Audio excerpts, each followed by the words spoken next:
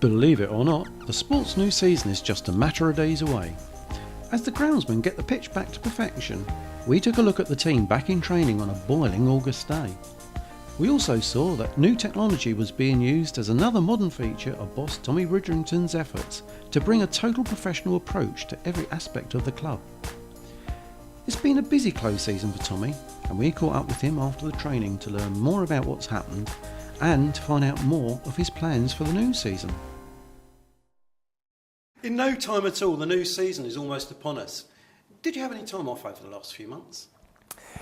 I did. I didn't take time off immediately after the season. I think people probably realise a manager's job then is to sort of tie the ends up with lads who I'm hoping to retain and lads who are going to move on. So I had to go through the rituals of all of that, which does take quite a while. And then, of course, there are targets that I was interested in during last season that I got in contact with, went and met a few lads.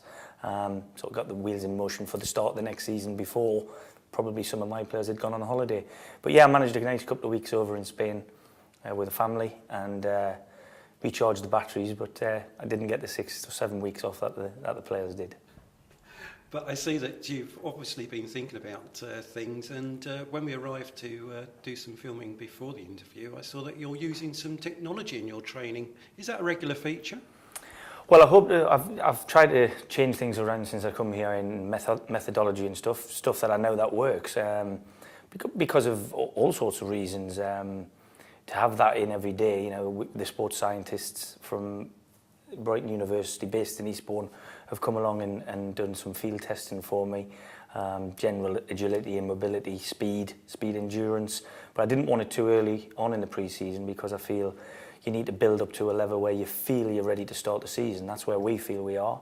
And I'm indebted to the lads, you know, Drew and Carl from Brighton University for coming in. And the lads really enjoyed it. Probably not as much as I did standing watching, but the work ethic and the application from every one of the players this morning was excellent.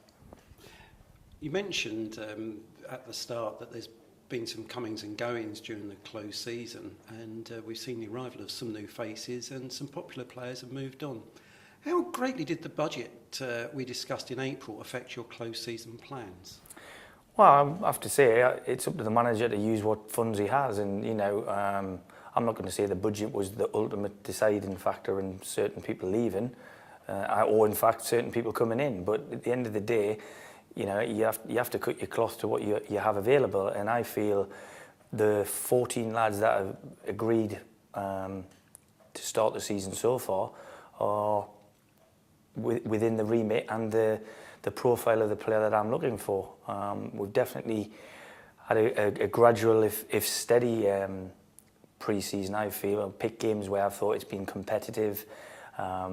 It's been against teams who probably think they could give us a good game, so therefore they're coming at us rather than just sitting off us and, you know, us keeping the ball at the other end. So it's been really, really important for us. But you know, we've heard the word budget too much. I just think it's time now, we're a week away from the start of the season, to concentrate on what is 11v11. I'm going to back my 11 against the Western-super-Mare 11 on the Saturday, it's again on the Tuesday, and then again the following Saturday, and that'll be my, you know, mindset from the start of the season. If more money becomes available, great. If it doesn't, then we get on with what we've got to go. But I've got to say, I'm delighted with the group of lads I've been working with for the last 5 or 6 weeks, and I can't wait to get started now. Could you talk us through the new signings and what you want them to add to the team? Will they help with the rate of goals? Yeah, well, I mean, if you look, just talking about the goal situation, you always get asked about, you know, who's going to be the main striker. Well, we've played 5 games and scored 14 goals, and I think that we've had about 6 or 7 different scorers. Now, if we can continue that trend in and through the season, nobody will be worried about who scores more goals. The team itself is of that exactly. They are a team, you know, and it doesn't matter who scores. The same as if Craig Ross falls over, somebody clears it off the line. You only remember that for a second, you know, a great goal line clearance. So the goals are incidentals. If we can score more than the other team, as a team, then that's what I'll be looking for. So that's the answer probably to your next question. But then, you know, the Craig Ross is whilst he's known to the the public. He's come and joined us permanently, which is, I think, a great acquisition. I think he's a lad at the beginning of a very good career. You know, he's got a great frame. He's phenomenally fit. If anybody's come down here, watch us train. You know, he can mix it with the fittest of the outfield players. Ian Simpemba in front of him. I think everybody sort of second guessed he's a captain material. He'll be the captain on the pitch. Sorry. Just to clear up, you know, a club captain also has a big role. You know, he's a link between the manager and the dressing room. Something that I lost a little bit with Alan not being here on a daily basis, with his role changing and going on, coming and helping me a little bit more on the scouting side of things and recruitment side of things. So that just clears up that situation. So they're the two main new signings, if you like. Other faces that people have seen and have hung around a bit longer now are Tony Garrod, who's again a young guy, he's only 20, 21. Started at Southampton, played a bit for Dartford and a bit for Farnborough and Staines, so he knows the level. Whilst he's a big lad, I wouldn't class him as a big bruising number 9. More of a thinking player and a good touch, good eye for goal. So although he's carrying a little injury at the moment, I expect him to be involved. And Lewis Talek is somebody I was recommended to by a coach from Portsmouth Football Club. He spent a hell of a lot of time there. And I think because of the turmoil at the club at the time when decisions were made for Lewis, he moved on and went and played in the Nike Academy for a season. So he's really impressed me, and I'm delighted that he's agreed terms. We have a couple more trialists in who I've just spoken to then, made my feelings clear to them. And when their responses are given back to me on Saturday, which hopefully will be positive, we might have a little bit more news in that department too. We look forward to that.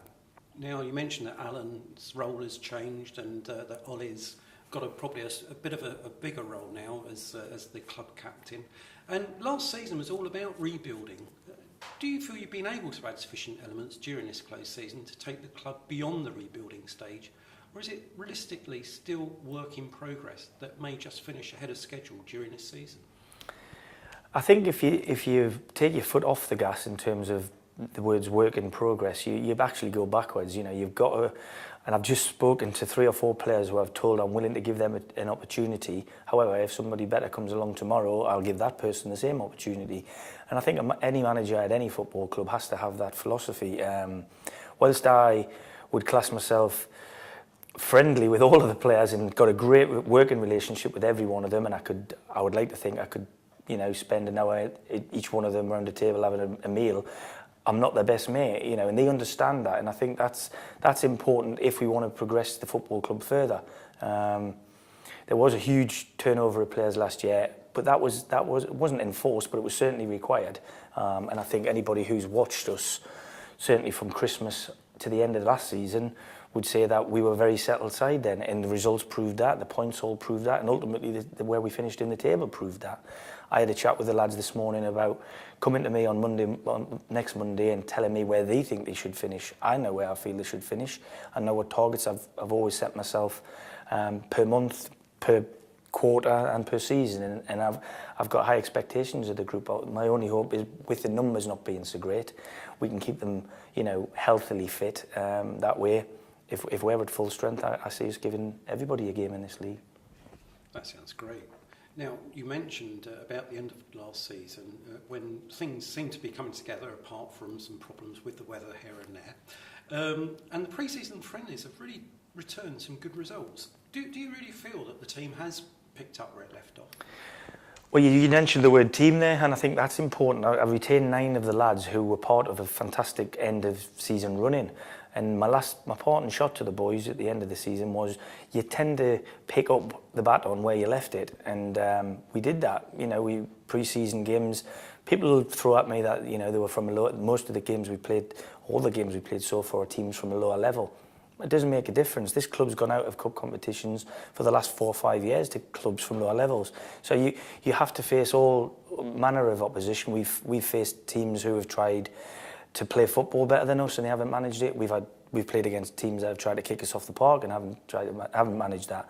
And each occasion we haven't looked like conceding a great deal of goals, but we have looked like scoring lots of goals. And the fact that that's spread around a little bit is really, really been encouraging to me. So when you get round to the closed season, pre-season friendlies, you actually look for what exactly? Is it really the build-up for the season? Are you looking at the result, the style of play, or the spirit of the team? All of that. You know, you have to. I mean, at the end of the day, there's a style of play that I want, and we've taken on that mantle from almost day one back in pre-season. It's slightly different to how we played last season. The profile of the player that I want to bring here is young, fit, energetic, quick, and can handle the football. I don't mean with his hands, I mean with his feet. And that means we want to play a fast-flowing, passing game, which ultimately will hopefully be more in the opponent's half than in our half. I've played games already in pre-season with nobody more than 5'8" as one of my strikers, so I'm not going to be smashing balls up to his head. And that's something I think you can only, you know, set your mind to playing if the players that you have in your group are capable of doing that. I think these players are. They've proved to me so far that, you know, their fitness has improved with every game. I had 7 or 8 players on the pitch for over 75 minutes against Margate on Tuesday night, which was where I want to be. If I can get the 9 or 10 that I know will start the next weekend at Weston over 80 minutes on Saturday, that would be my job as the manager in terms of my preparation mentally to be spot on. The players won't be 90 odd minutes match fit come the beginning of the start of the season. It just doesn't happen. The field testing we've proved today will show you they are exactly where they probably should be, giving me what they've got for as long as they can. Now, what I will suggest is I think we'll be fitter than most teams, and I hope that's borne out by the fact that we'll play from minute 1 to minute 96 rather than from minute 1 to minute 89, as was the case fairly early last season. Now, I know that you don't like to look at predictions, but last season you had a target of 50 points, which you actually exceeded at the end of the season. What's your target for this year? I mean, I set myself personal targets. You know, I want within the team as well. I set targets for players that I give them, and they know what's required of them. I mean, I don't like sticking points on the board. I like look month to month, and what I usually know is that if you can pick up 10 points a month, you'll get promoted. It's usually the case with a 9-month season. So if you look at games in blocks, I mean, for instance, the first month we played 5 games in less than 2.5 weeks. That's a hell of an ask, you know. So I think as long as we get off the mark as quickly as we can and get into a stride, that'll be helped by the continuity we've had through pre-season and the lack of big sort of injury worries we've had. That's the first thing, get rolling. I've got to mention it because I've mentioned it earlier. The Cups historically haven't been a happy place for Eastbourne Borough over the last years, and ours was no different last year, losing to Hendon. So that's something, whilst I won't have any mind of that until I know who we play, it will be something taken away in the back of my mind that we want to be going as far as we can for all sorts of reasons in both or all cup competitions this season. Well, that sounds great. I'm sure the fans would love a cup run as well. So we will keep our fingers crossed. 10 points a month sounds good. Well, I wasn't saying that we get £10 a month, but I do think, you know, whenever I have been promoted, I could look back and say in groups of 5 games, if you took 2 points a game, you will get promoted. Ultimately, I think the Football League started last week. I've got a very good friend who's manager in League 2 and assistant manager in League 2, and they got walloped first game of the season, and I can tell you now that they've been going back on that coach, themselves as managers, being very positive about the fact they had to go to Middlesbrough on a Tuesday, who were 2 divisions above them, and think, oh, that's not the start we wanted. Their fans probably thought they're getting relegated. They go to Middlesbrough and win 2-1. So nobody's going to be promoted or relegated anytime soon. It's just a case of trying to get off to the best start you can. And I like to think that we've given the boys the best platform by having a really good pre-season so far, touch wood. And I hope it's all, you know, borne out, like I said, in the next 8 or 9 months. Well, Tom, we'll keep our fingers crossed. The lads look good there in training, and we wish you all the best for the season. And I know the fans will be behind you. Thanks very much. Thanks a lot. I appreciate that.